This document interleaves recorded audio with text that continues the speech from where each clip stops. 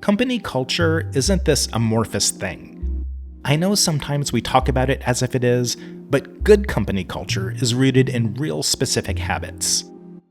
The companies leading the way are the ones who put in the work day after day, year after year, to build and maintain the culture that they want. When you sit down with corporate leaders from companies that are really intentional about their culture, you'll find that unfortunately, there just isn't an easy button. It takes a consistent commitment and a real willingness to evolve. Because company culture isn't something you can nail once and then forget about.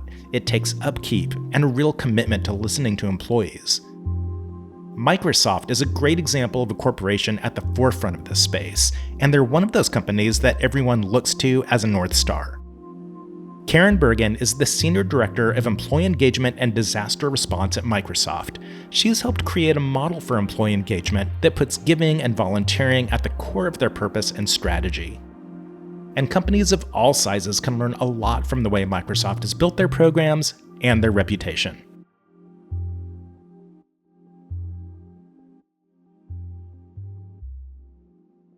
Well, welcome to Impact Audio. I'm Sam Caplan, Vice President of Social Impact at Submittable, and with me today is Karen Bergin from Microsoft Corporation, more specifically from Microsoft Philanthropies, and that's the social impact arm of Microsoft that's dedicated to advancing digital inclusion, nonprofit capacity building, and tech for social good.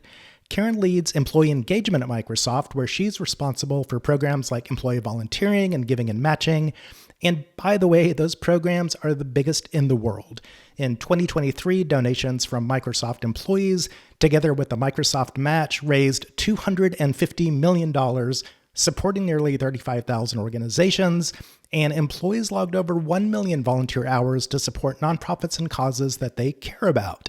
That's pretty incredible, and I cannot wait to get this conversation started. So, Karen, welcome to Impact Audio. Hi, Sam. Thank you so much for having me. I am thrilled to be here. I am super excited that we're having this conversation. I'm so intrigued and enamored with everything that's happening at Microsoft Philanthropies, and I can't wait to just dive into it. So why don't we start? Tell us a little bit about you and your role at Microsoft Philanthropies. Thank you. Well, as you said, I'm the Senior Director of Employee Engagement and Disaster Response.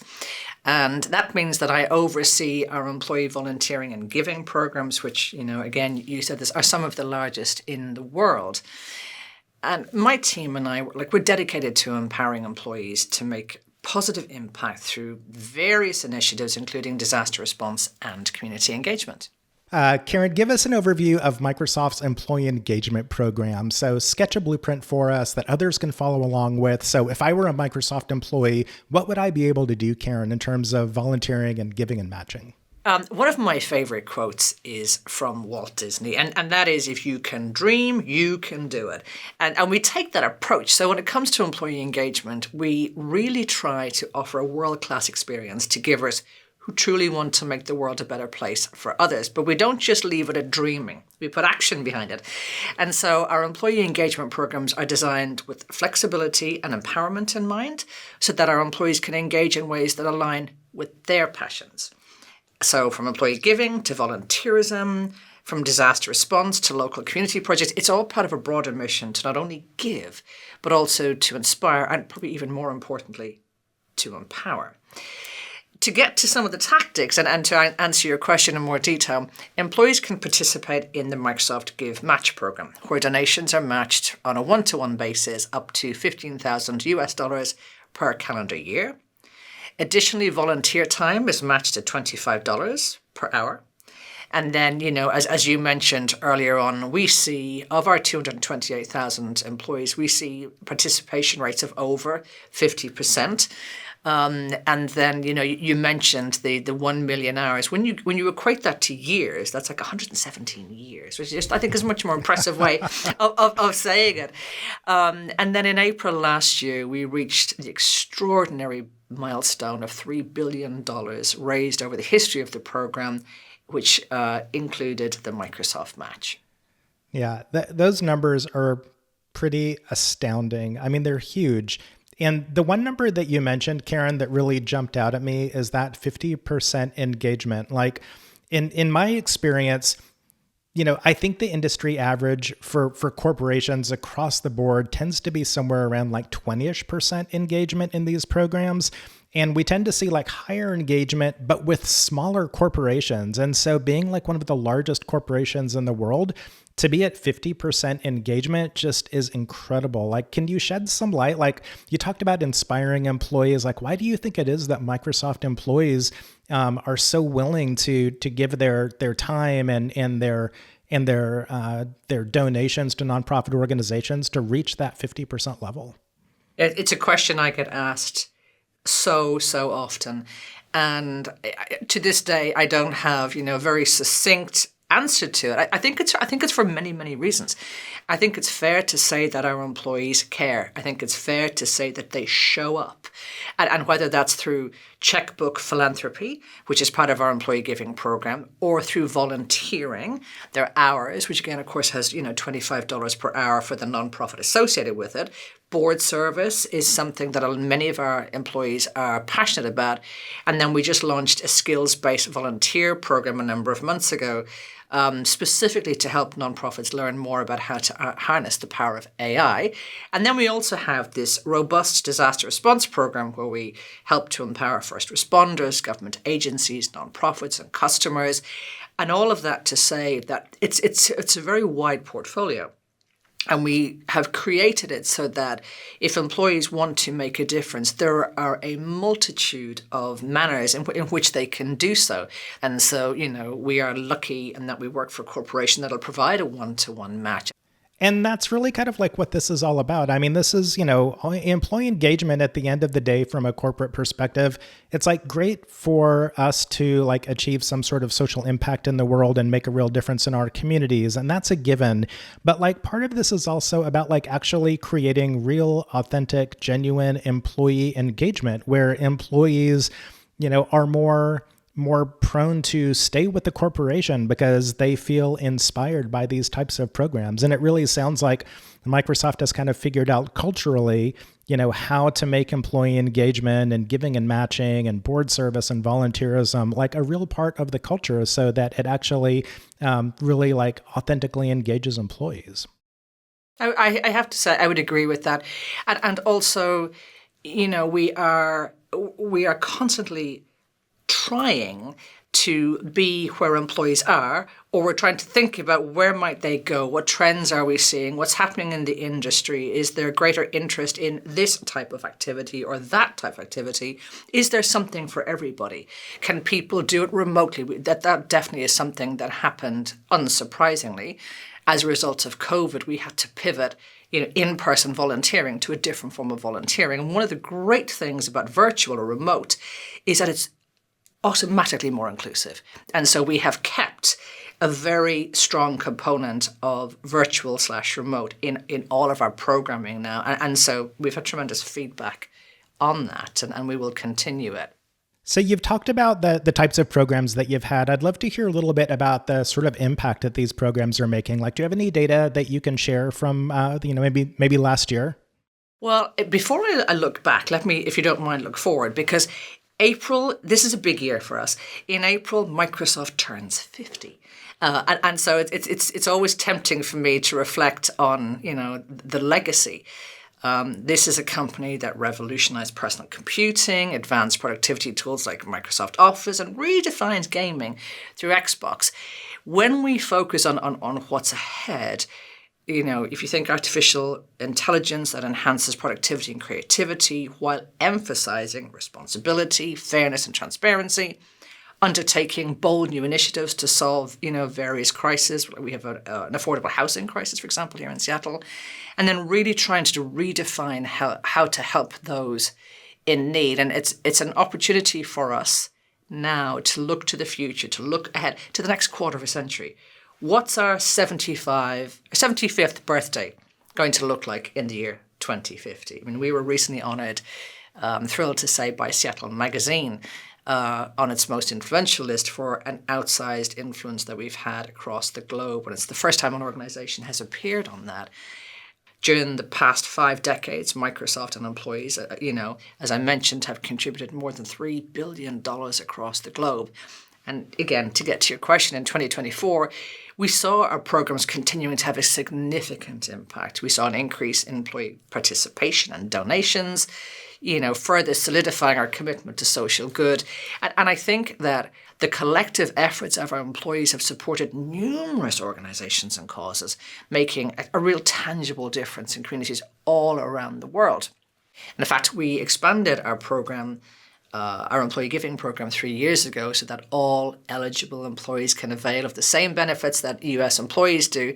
And last year in 2024, we continued to see an increase in international participation, which is fantastic.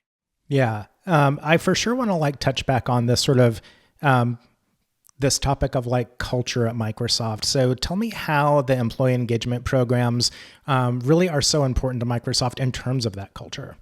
I heard somebody say recently that Microsoft isn't just a company. It's 228,000 people who work for Microsoft around the world. And as I am thrilled to say that more than 50% of whom participate in our program, those people are a reflection of the giving program and a culture that we work to develop and encourage year after year. And along the way, something extraordinary is happening. It's reflected in the generosity, I think, of an employee population that's so connected, with our hometown and so many other communities. It took 20 years for the company's giving campaign to generate $10 million cumulatively, including the company match. That happened in 1995. 17 years later, we became the second company in history, after UPS, to reach the 1 billion threshold of giving, including the company match. That was in 2013. And only 7 years later, we became the first company to reach 2 billion. And only 4 years after that, last year, we reached 3 billion. That is pretty impressive scale. Do you think that, what are you anticipating? Do you think you can continue that sort of growth with the giving programs? I will say that nobody can predict the future. I would say that if giving continues at the rate that we are seeing, I think that our employees, together with the very generous corporate match, will continue to drive impact and across some of the toughest challenges we're facing around the world. So I do predict that giving will continue to be extremely strong. Yeah, and I'm glad you mentioned challenges. I'm really intrigued by the kind of challenges that you face as you're experiencing this sort of scale and growth. Can you tell me about any of them?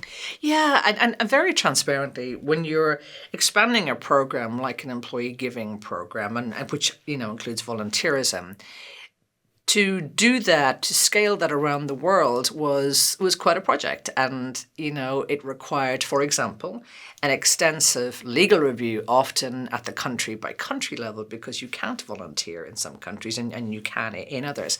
And we ask ourselves the same questions, I'm sure, that you do and your company and many of your listeners do. And that's, what's the perfect blend of global and local? Is it better to have top-down engagement or employee-led or somewhere in between? And so we've had to ensure that our initiatives were inclusive and relevant to employees in lots of different regions. And so those are some of the opportunities, I like to call them, that we continue to look at.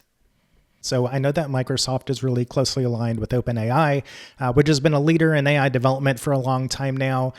With the company actively incorporating artificial intelligence across all of its products, in the form of Copilot, has your organization begun to think about how AI is going to influence the work that Microsoft Philanthropies does? Absolutely. It's hard to believe that today we have more than 1 billion customers around the world. It really is hard to believe. And it's hard to believe that we'll spend more than $75 billion this fiscal year alone building out AI data center infrastructure in the United States and around the world. And as we look to the future, and when we think about artificial intelligence, we know that in the quarter century ahead, AI will change the economy. So therefore, as part of that, it's critical to equip people with the skills and the capabilities that they're going to need in order to be successful. And that's why we're focused on AI education, not only at the K-12 level, but for community colleges and for four-year institutions and in partnerships with organized labor and apprenticeship programs. We know we can do more. We will do more. And I think whether it's connecting employees with nonprofit organizations or optimizing our matching programs, AI is helping us scale giving efforts in ways we couldn't have imagined even just 5 years ago. And tell me about you, Karen. What have you learned personally over the course of all of these changes? I have learned a lot, Sam. I have learned the importance of adaptability and continuous learning. And, in my opinion, the landscape of the work that we do, corporate social impact, is constantly evolving, and it's crucial to stay informed and open to new ideas. I've also learned the value of collaboration and the power of collective action in driving meaningful change. And has your background impacted or informed any of those lessons? Yeah, I would say that my background in PR and internal comms has been instrumental in shaping my approach to employee engagement. It's taught me the importance of clear communication, storytelling, and building strong relationships. And I will honestly say, those skills have been invaluable in helping to drive the way we do some of what we do. I love it. I've heard you describe Microsoft's internal workplace culture as one of learning. Explain to me what you mean by this, in the context of employee engagement programs. It means that we are always trying to analyze what's happening in our employee base. Where are we seeing, is volunteerism suddenly up? If so, why is it up? Is it up in a country? Okay, what are they doing in that country that's driving an increase in their engagement there? And the culture is, it's just absolutely fascinating to be part of it, I have to say. The listening, I think listening, is critical to learning, and always striving to be better, never settling for the status quo is key to it as well. And so we do. I listen. I spend a lot of time with employees. I spend a lot of time talking with them, listening to them. I work with leaders across the company. So it's about being curious, asking questions, seeking out new perspectives. And also, it means being willing to take risks and learn from failures, knowing that every experience brings valuable lessons. And that's the beauty of a learning organization, because, as they say, if you're not evolving, you're stagnating. Yeah. And is there a program you were part of running that you would maybe do a little bit differently based on some of the lessons that you've learned over time? Yes, there have been lots of learnings. They keep coming. And one of the biggest is about the power of communications, both from a content and a cadence point of view. I have learned that an email is not communication. I've learned to be scientific about what we say, when we say it, how we say it, and where we say it. I've learned that one must pay attention to internal websites or teams' doorways, and to have the right amount of content, but not too many of them, because it makes it really confusing and hard to access information. And that's probably my biggest learning, to make things as simple, straightforward, and accessible as possible. So focusing on content diffusion is something that I spent a lot of time thinking about every day. That makes sense. And also in one of our previous discussions, you talked about the difference between a top-down sort of thou shalt give to nonprofits approach versus something that's more bottoms up or grassroots. I'm wondering if you can just expand on that a little bit for the audience. For sure. Some companies provide matching for causes that they care about, though that's less the norm. And others have totally open programs. Most corporations do both. We do both. So we believe in an employee-led approach, where employees have the autonomy to choose the causes that they care about, if they're eligible for our program. And then that just fosters, I think, a sense of ownership and personal connection.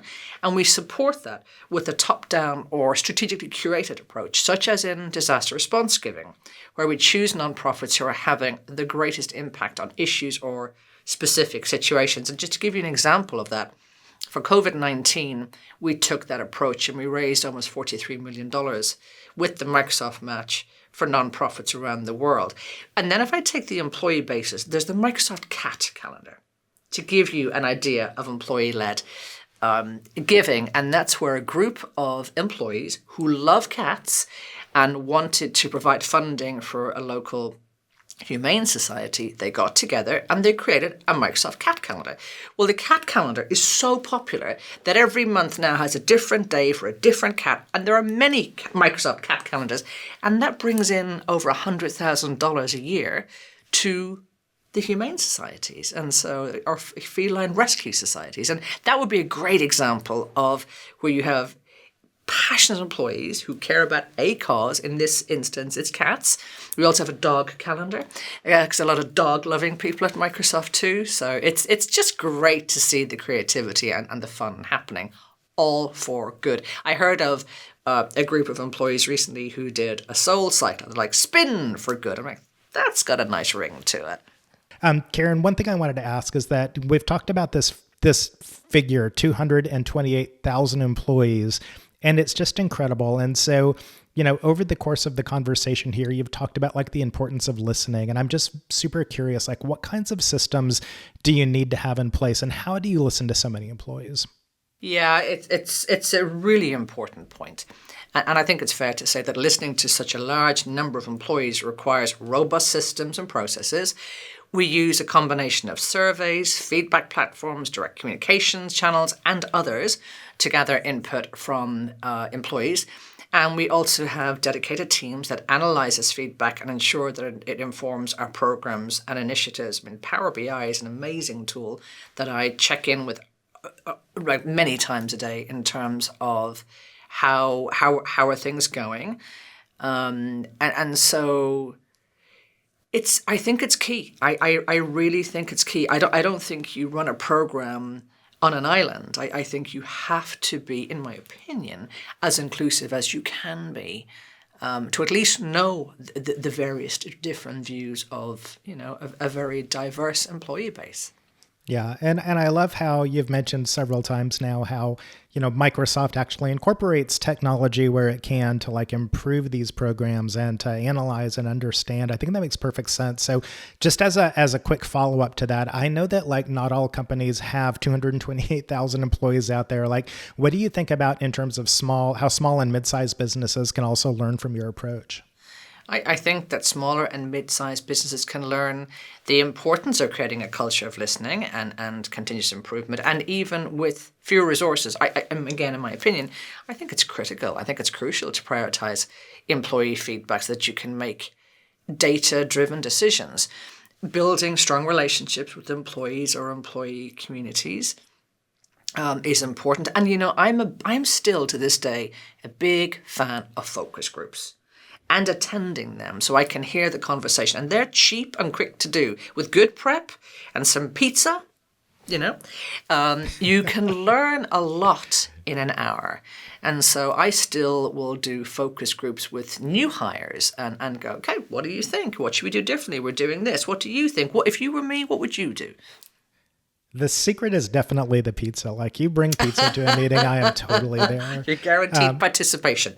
Yes. I'd love to hear if you have an example in mind of a time when employee feedback maybe helped shape a program or, what that feedback loop looked like. Yeah. When I first began leading this program, this team, one of my observations is that our volunteer numbers were lower than I thought that they would be. And so we asked our employees, do you volunteer? If so, why and when? And then we asked employees who didn't volunteer, what's holding you back? And the feedback, and this was in a focus group, the feedback was it's too time consuming. So, and I'm going back a number, I'm going back 8 years here. It's too time consuming. Even if I leave my office and get into my car and go downtown and I park my car, blah, blah, blah, blah, blah, like that's 3.5, 4 hours out of my day. I don't have that kind of time. So we decided that we would bring nonprofits to our employees. And so we created an on-campus micro-volunteering program. So in 1 hour, Microsoft employees can leave their office and come to an event that we have organized in just 1 hour, and they can do good in an hour. So micro-volunteering will be a direct example of where we really heard what was stopping people from volunteering their time. I love it. It sounds like such a elegant and simple solution to a challenge that so many corporations have. And in one of our planning conversations, Karen, you and I had talked about how for the first time ever, there are 5 generations in the workplace. That's kind of mind-blowing. I would love to hear what challenges, what opportunities does this present, having 5 generations in the workplace at once? Yeah, I think it provides both challenges and opportunities. The diversity of perspective and experiences can lead to innovative solutions and a richer work environment. But I also think it requires us to be mindful of different communication styles and preferences and needs, and to provide opportunities for intergenerational collaboration. I think we can harness the strengths of each generation. I think it's amazing that we've got 5 generations of people in the workplace for the first time. I think it's incredible also. Like, how do you define and measure the workforce or workplace engagement across so many generations? Is that a challenge? Yeah, I wouldn't say that I do it through my team in terms of, this generation or that generation or that generation. We are able to analyze a lot. We can analyze to a building level in terms of participation. And we also look at qualitative data too, in terms of employee stories and testimonials to understand the impact of different programs across, different generations. I mentioned, working with our new hires earlier on. They're not always younger, but quite often they are. And again, asking them, okay, you have a perception of employee giving. We present to them on day one of their time joining the company through our new employee orientation, and we share, our Give program and how they can engage. And we get tremendous engagement as a result of very tactically showing up on the very first day that they join our company. Again, I think it's a great example of like establishing this culture of employee engagement and volunteering and giving across the organization. It's really cool. Do you have any thoughts on like how we, and when I say we, I mean like the whole CSR sector, can do a better job of helping employees understand that impact that their giving is making? So we talk a lot about like total dollars that are donated, but how do we help employees really understand the real world impact that their dollars are making? This is not an easy one to answer. I think everybody struggles, figuring out how best to do that. And I won't tell you that I think we've got it completely sorted. We don't. We're still learning and trying to do better. I think it's important to go beyond the numbers and share the stories behind the impact. And I think we can do that by highlighting specific projects, sharing testimonials from beneficiaries, providing regular updates on the progress and the outcomes of funded initiatives. And I think if we can connect employees more to the real world impact of their contributions, we can foster a deeper sense of purpose and motivation. I think you can do it. I had this thought in preparing for this. I think you can do that upfront, or you can do it afterwards, or you could do it in the beginning. Let me give you an example. We ran a fundraiser a number of years ago that was for a local nonprofit here in Seattle called Plymouth Housing. And they were building a new building, and each unit needed, each one needed a refrigerator. So we had a Fund a Refrigerator campaign. We put up the cost of a refrigerator, and we said, if you buy one, Microsoft doubles that, therefore you're buying 2 refrigerators. That was one of the fastest selling, air quotes, fundraisers we've ever done. So the specificity of what the impact would be upfront definitely drove traction. And then a story that I heard recently that I thought was very, very, very clever is one of my colleagues donated blood.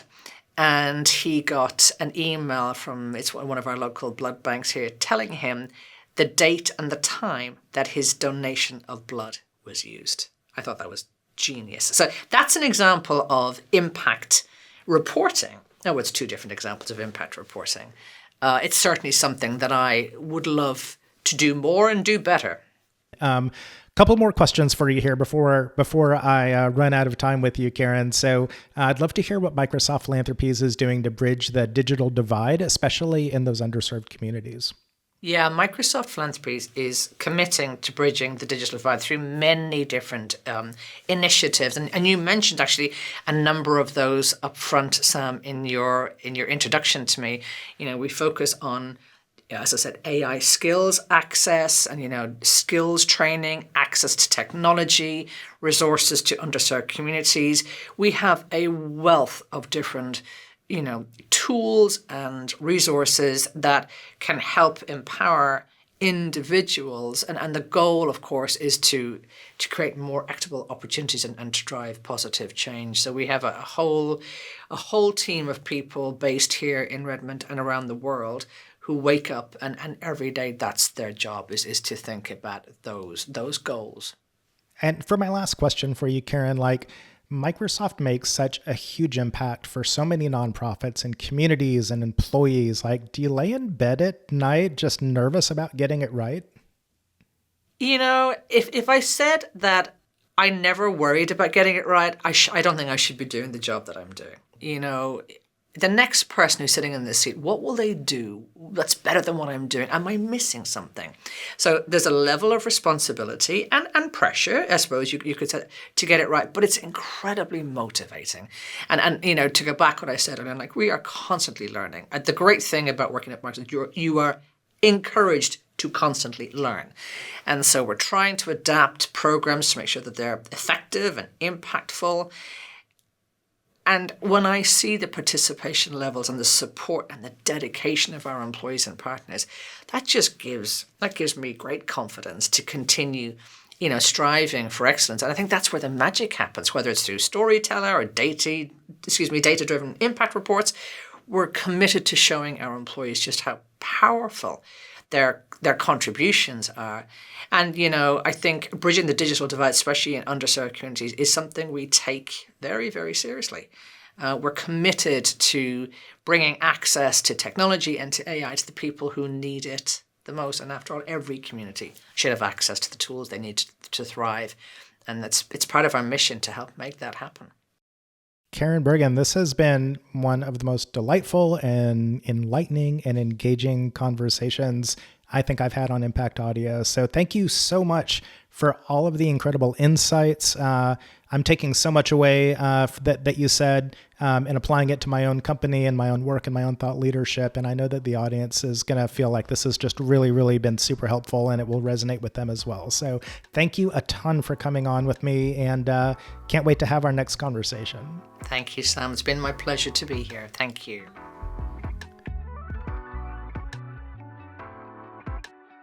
One of the things I really appreciate about how Microsoft operates is that they run these big successful programs and they're always willing to share their knowledge. They're not just interested in propelling themselves forward, they want to bring the whole social impact sector along with them. They want all of us to benefit from the lessons they've learned.